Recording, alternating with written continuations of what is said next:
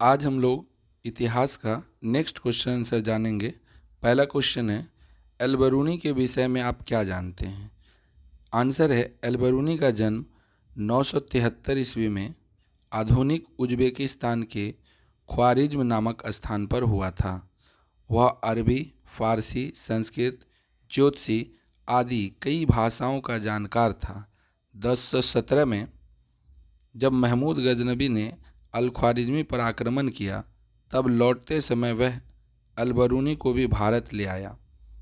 जब पंजाब गजनी के साम्राज्य में मिला लिया गया, तब वह अलबरूनी को भारत की संस्कृति के विद्वान ब्राह्मणों से संपर्क करने एवं संस्कृति के ग्रंथों को पढ़ने का मौका मिला। उसने तत्कालीन भारत के धर्म, प्रथाएं, औषधियाँ, ज्योतिषी, त्योहार, दर्शन, विधि, प्रतिमा निर्माण आदि से संबंधित एक किताब अरबी भाषा में लिखी, जिसका नाम किताबुल हिंद है। यह पुस्तक 11वीं शताब्दी के इतिहासकार की जानकारी का एक महत्वपूर्ण स्रोत है।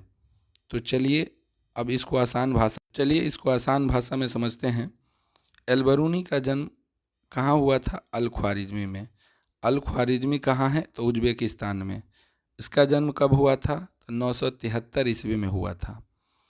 ये भारत कैसे आया? तो महमूद गजनबी जब अल ख्वारिज्मी पर आक्रमण किया, तो आक्रमण के बाद उसको वहाँ से लेकर के भारत आया था।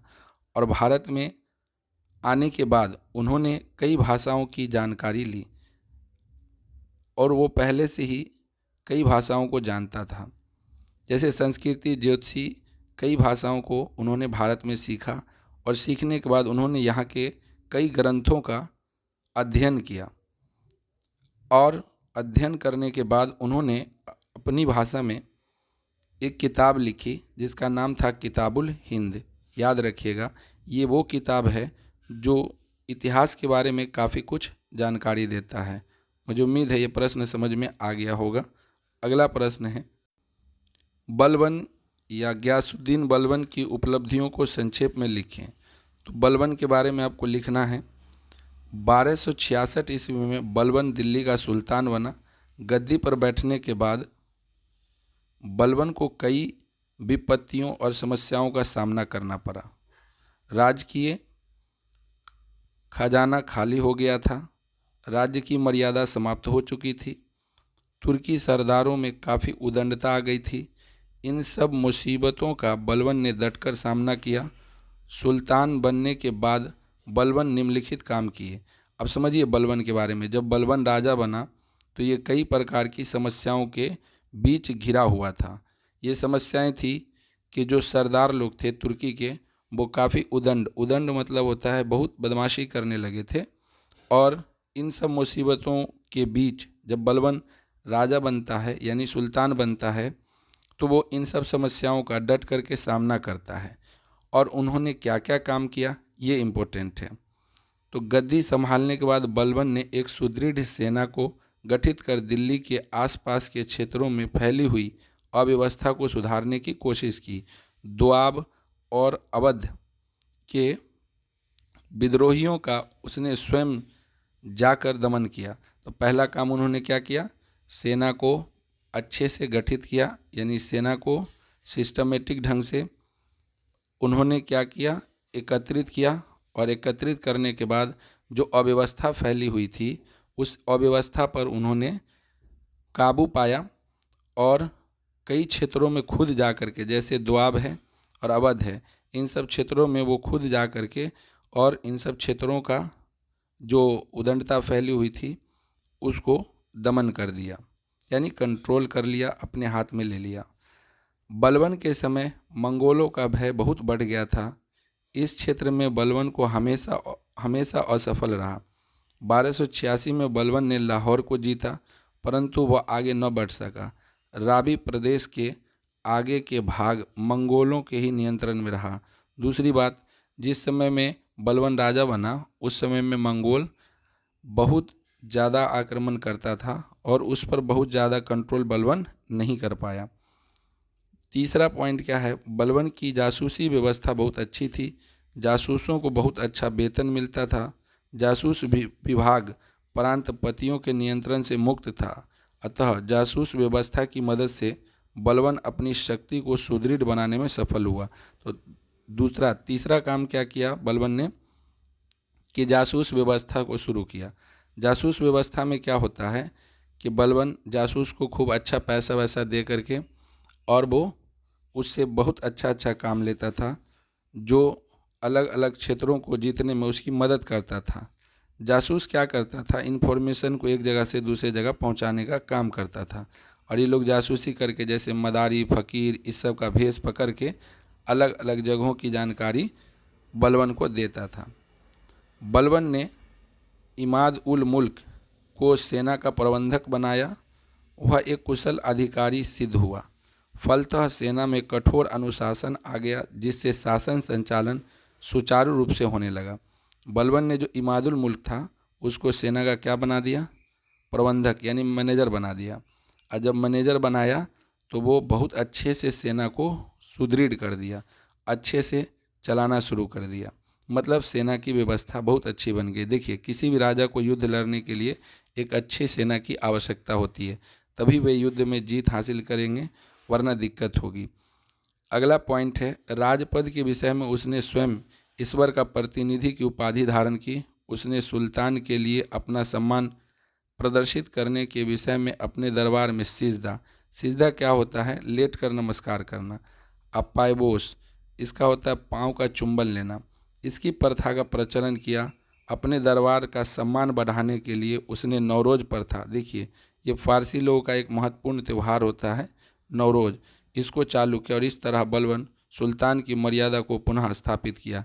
देखिए, सजदा पाबोस चालू करता है ये दरबार में, ताकि इससे पता चले कि राजा शक्तिशाली है। अगला प्रश्न है, भारत आने वाले 4 विदेशी यात्री एवं उसकी यात्रा वृत्तांत का नाम लिखें। तो बहुत आसान क्वेश्चन है, 4 विदेशी यात्री का नाम लिखना और उसके द्वारा लिखी गई किताब का नाम लिखना है। भारत आने वाले 4 विदेशी यात्री का नाम, एक का इब्ने बतूता, दूसरा बर्नियर, तीसरा निकोली कोंटी की यात्रा वृत्तांत का नाम travels in the Mughal empire है। इटली के यात्री निकोली कोंटी ने 1420 में विजयनगर की यात्रा की। अलबरूनी अरब से आने वाला प्रसिद्ध यात्री था। देखिए, ये बहुत अच्छा आंसर नहीं है, आंसर आप समझिए। इब्ने बतूता एक विदेशी यात्री है जिसने एक किताब लिखा जिसका नाम था रेहला, किताबुल रेहला। दूसरा विदेशी यात्री आप देखेंगे तो बर्नियर है। बर्नियर का या निकोली कोंटी का नाम ले लीजिए। तो बर्नियर की किताब का नाम travels in the Mughal empire था, ये याद रखेंगे। 2 हो गया। तीसरा अलबरूनी है। अलबरूनी एक उसका नाम क्या था, उसकी किताब का तहकीके हिंद नाम था। तो इस तरीके से 3-4 का नाम आप याद रख सकते हैं। बर्नियर कौन था, इसके बारे में संक्षिप्त परिचय दें। फ्रांसवा बर्नियर एक सुविख्यात फ्रेंच डॉक्टर था। 1658 के प्रारंभ में सूरत पहुंचा था। हिंदुस्तान में उसने दूर दूर तक यात्राएं की। उसकी यात्रा का प्रारंभ अहमदाबाद तथा आगरा से हुआ। पश्चात उसके कश्मीर और बंगाल की यात्रा की। तो बर्नियर कौन था, सबसे पहली बात एक डॉक्टर था और अलग अलग जगह घूम करके वो यात्रा करके अपनी कुछ जानकारी अपनी किताबों में लिखा करता था। कहाँ कहाँ गया घूमने के लिए, अहमदाबाद, आगरा, इससे घूम करके कश्मीर और बंगाल ये सब में भी गया। बर्नियर का हिंदुस्तान आगमन ऐसे समय में हुआ जब शाहजहाँ के बेटों के बीच उत्तराधिकारी का युद्ध चल रहा था। आप जान रहे हैं 1658 में औरंगजेब जो है बादशाह बनता है और उसी बीच में ये युद्ध चल रहा था जब बर्नियर आया था। औरंगजेब की तख्तानशी उसके हिंदुस्तान प्रवास के समय हुई थी, यानी जब वो हिंदुस्तान आया था उसी समय औरंगजेब राजा बना था। इस प्रकार बर्नियर को 2 प्रभावशाली मुगल शासकों के काल की घटनाओं को देखने और समझने का अवसर मिला।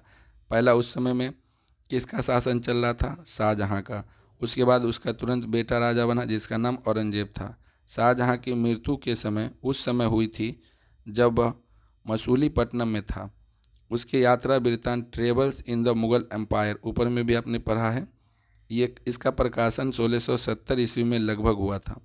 बर्नियर का यात्रा विवरण बड़ा ही रोचक और व्यापक है, बहुत इंटरेस्टिंग और बहुत बड़ा है। इन्होंने जो यात्रा वृत्तांत लिखा है, उसने न केवल हिंदुस्तानियों तथा मुगल के तौर तरीकों तथा परंपराओं, विद्या ज्ञान के स्रोत तथा उसके जीवन के लक्ष्यों तथा कार्यकलापों का ही वर्णन किया है, बल्कि उनकी विविध प्रकार की तथ्यों की पुष्टि करने की कोशिश की है। उसने गृह युद्ध तथा क्रांति उत्तराधिकारी के युद्ध का वर्णन किया है। मुल्क के सभी प्रमुख राजनीतिज्ञों ने भाग लिया था। साथ ही उस घटनाओं का भी वर्णन किया है जो गृह युद्ध के अंत में तथा उसके हिंदुस्तान छोड़ने के समय घटित हुई थी। अब देखिए, बर्नियर के बारे में आप इतना समझ लीजिए, मुगल के बारे में उन्होंने लिखा था। गृह युद्ध मतलब जो अपने घर की लड़ाई होती है, मुगल बादशाह के आपस में बेटों की लड़ाई चल रही थी उस समय में, उसके बारे में जानकारी दी है। और हिंदुस्तान में किस प्रकार का परंपरा था, तौर तरीका क्या था, इसके बारे में पूरी जानकारी दी है। अगला अगर देखा जाए तो अगला पॉइंट है बर्नियर राज तरंगिणी पर आधारित कश्मीर तथा महत्वपूर्ण शासकों का संक्षिप्त इतिहास का, जिसकी रचना शाहजहां की आज्ञा से हैदर मलिक द्वारा की गई थी, अनुवाद करने का विचार किया था। यह अनुवाद का कार्य पूरा हुआ या नहीं, इस विषय में कुछ संकेत नहीं मिलता है। आप जानते होंगे राज तरंगिणी कलहन की लिखी हुई पुस्तक है। इसके बारे में तो कश्मीर के जो भी राजा रहे हैं उस पर आधारित ये पुस्तक थी, उसके बारे में उन्होंने लिखने की कोशिश की होगी। अब वो लिखा पाया या नहीं, इस बात की जानकारी प्राप्त नहीं होती है। चलिए अगला प्रश्न देखते हैं। अगला प्रश्न है सूफी संत के प्रमुख सिद्धांतों को लिखिए। आखिर सूफी संत कौन कौन से सिद्धांत पर काम करते हैं? तो इसके निम्नलिखित हैं सिद्धांत। पहला है, सूफी लोग इस्लाम धर्म को मानने के साथ साथ एक ईश्वरवाद पर जोर देते हैं, मतलब ईश्वर एक होता है, इस बात पे बहुत जोर देते हैं सूफी लोग। पीर और पैगंबरों के उपदेश को वे मानते हैं। देखिए, पीर होते हैं वो लोग जिसको गुरु के उपदेश को मानते हैं, और पैगंबर जिसको आप दूत कह सकते हैं, यानी अल्लाह का भेजा हुआ वो बंदा जो दुनिया में उसकी बातों को बताता है, पैगंबर कहलाता है। तो पहला क्या काम है सूफी संत का? मानते हैं कि एक ईश्वर होता है, और दूसरा पीर और पैगंबर जो बता गए हैं उसके उपदेश को वो मानते हैं।